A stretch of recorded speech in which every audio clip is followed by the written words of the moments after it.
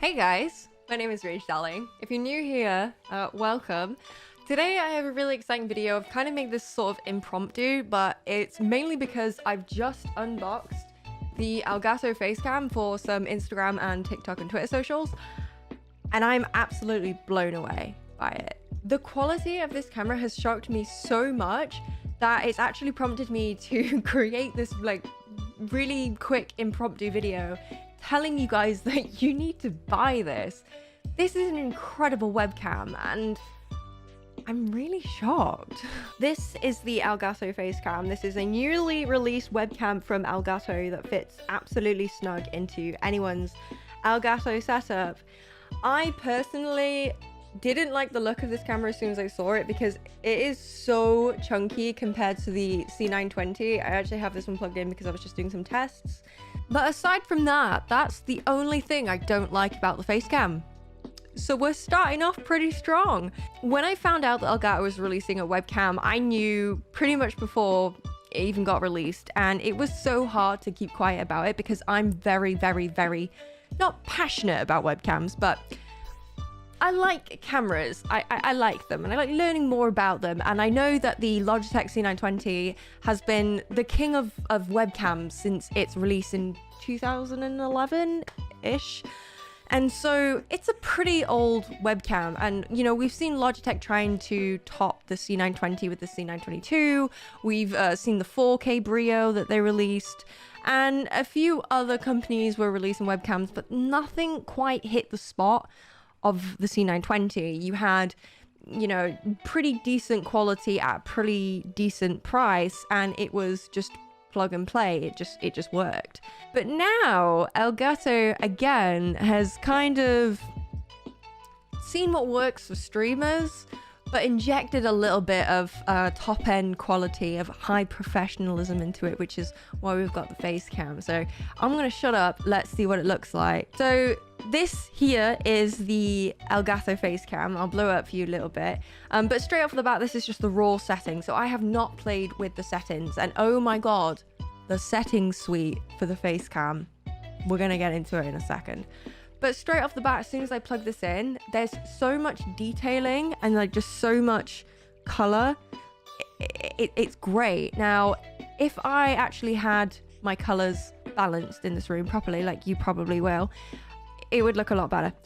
But I don't do that. So let me just quickly shut my window and it might help a little bit. There we go, straight away. It's putting color back into my face with the white balance. I really like. You can have that on auto, you can have that off, you can play it about yourself. It's got a zoom feature, which I really like. You can go into settings and you zoom it in. And it's just crisp, really good quality. And so when I actually plugged this in and saw what it would look like straight away, I was like, I need to show people. Wow.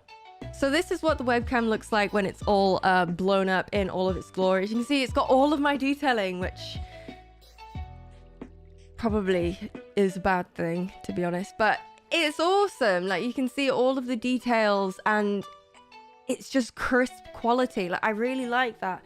It's capturing the pixels of my hair. Like, apparently it uses a Sony sensor, which is probably explains why the camera is so beefy and so big. But yeah, about time. Like, I genuinely really like the quality of this camera.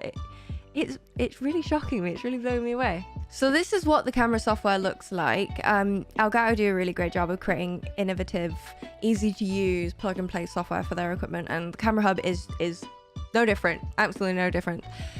The one issue that I did face that I've literally just had to try and combat is, for some reason, because I have used the Facecam in OBS, even though I've deactivated and deleted all sources of the Facecam, simply having a video source capture device on in OBS, so for example, my camera, Sony camera, it didn't like it and it wouldn't actually let me preview the camera inside the camera hub. So maybe just something to keep in mind, like maybe it's cached the Facecam file somewhere and that's what's causing the issue. I don't know, but I switched profile and now I'm display capturing. So here we go. This is what the camera hub looks like. On the right hand side, you can see a number of settings. Now, having just used another camera's camera software, pretty basic, everything you kind of need, and then that's it really. And then go into this is really cool. You know why? Because it actually combines basic elements of a DSLR SLR mirrorless camera with a webcam. So we have the zoom. I said earlier that there was a zoom. Pretty cool feature if you just want to kind of crop it in a little bit. Got 1x zoom, and you got 2x zoom, all the way up to 4x zoom. Beautiful. Then you have picture, so you have your basic contrast, saturation, and sharpness. So if I did want to play around with the contrast and bring it down a little bit, I can do. If I want to bring the saturation up a little bit more, get my hair in. Ooh, perfect. I'm so orange. Lovely.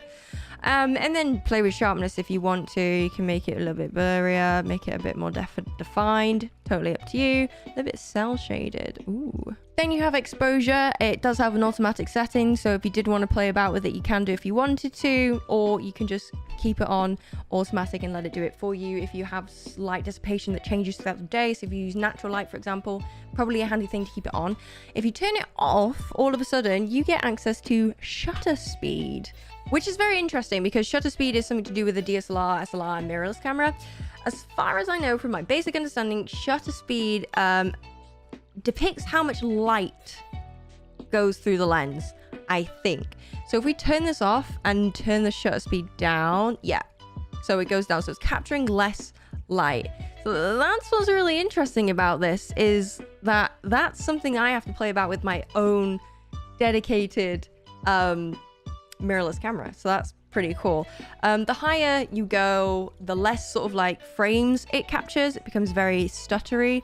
The lower you go, the more frames it gets, but it becomes very pixelated because it's not taking in as much light. The other thing you can play about with to like sort of combat that is ISO. So usually you'd bring your ISO sort of up, and then you bring your shutter speed down. But if you're doing 60 frames per second, the kind of like general area is 125. Then you've got white balance. You all know what that's about. I mean, if you have a key light, you already know what these colors are. You're familiar with it. And then you have processing, so noise reduction. So if you get like grainy little noise areas, mainly from like usually black creates a lot of noise, you can turn that off, which is quite cool. The thing that I really like as well is that this is 1080p 60, which is awesome because the C920 is stuck at 30 frames no matter whether you go to 720 or 1080. TLDR, when you're streaming, you're going to want to keep the same frames consistent throughout all your sources. So if your webcam that's running at 30 and game that's running at 60, it's going to create distortion for your viewer and it's going to make them uneasy. They might not be able to tell what's going on, but the eye sort of registers it. It's one of those things like, you know, when you're car sick and your inner ear sends signals to your brain that it's actually the eyes are witnessing something different to what you can hear, and then it creates motion sickness. That's kind of what's happening. It's sort of like motion sickness. So you're going to want to keep frames consistent throughout all your sources. So 1080p 60, very nice. I personally stream at 900p because it's a nice sweet spot between 1080 and 720 for my encoding, and also my ISP and my viewers as well. 900p can kind of be viewed by everyone across the world, so perfect. But it does have an option to record at 1080p 60 if you want to record some YouTube videos, or if you want to sort of like render out in 1080, you've got the option to do that, which I think is really sweet. The other thing I really like about it, which is completely redundant, is the fact that it is a USB-C cable. We see so many products releasing this year that still has the standard USB cable, which really, really infuriates me. But the awesome thing with Elgato is that they're actually using USB-C cable for the Facecam, which is great. It still is only a USB 3.0, but to be honest, that doesn't really matter too much. But it is USB-C, so that's really cool. Another thing to know is that this camera retails at about £180, so it's £100 more expensive than the C920, but to be honest, given the amount of quality that you get from this camera and the jump up, I think this is really, really good. This webcam is really ideal for anyone that's currently sitting with a Logitech C920 or similar webcam and they're looking to go to the next step up. If they're specifically not willing to splash out 600, 700, £800 and getting a dedicated camera, like a mirrorless camera like myself, with a lens and a capture device, then this is definitely the next thing forward. Aside from maybe a camcorder or something with a fixed lens like an action cam, I would say that this is definitely the next step forward and probably the best option around the £200 price mark, specifically because it is engineered by a brand that we all know and all love and have produced really good quality streaming products in the past, as well as going forward. You know that this is going to have proper good support. You know, there might be development on the software in the future. I haven't used this long term, so I don't know if there's any bugs or anything like that, but I am willing and wanting to make another video in the future about my thoughts, so maybe like using the Facecam for a month and then giving you guys my feedback, if that would be useful for you, if you're kind of on the edge and you want a bit more, you know, a bit more information about the camera, then do let me know if that's going to be useful for you, and then I'll make sure I have that scheduled in for a next video. But yeah, that's pretty much it. I do want to clarify that this was sent to me by Scan Computers, but you guys know me. If you know me, then you know that I pretty much get products like this from Scan all the time, and I'm not in any way inclined to give a shining opinion on anything. I'm not contracted to speak well of Elgato, but I really like this camera. I like it a lot. I genuinely think that this has stumped the C920, and I mean, that's a lot coming from me because I own 3 C920s. Just saying. So I hope this video helped you guys out. If it did, make sure to give it a like and subscribe for more videos like this. If you're new here, let me know on your thoughts of the Facecam below, and if thinking of picking one up, make sure to use my link in the description, which gives me support when you're purchasing directly from Scan Computers. Follow me on socials at RageDarling, and I'll see you guys in the next video. Bye!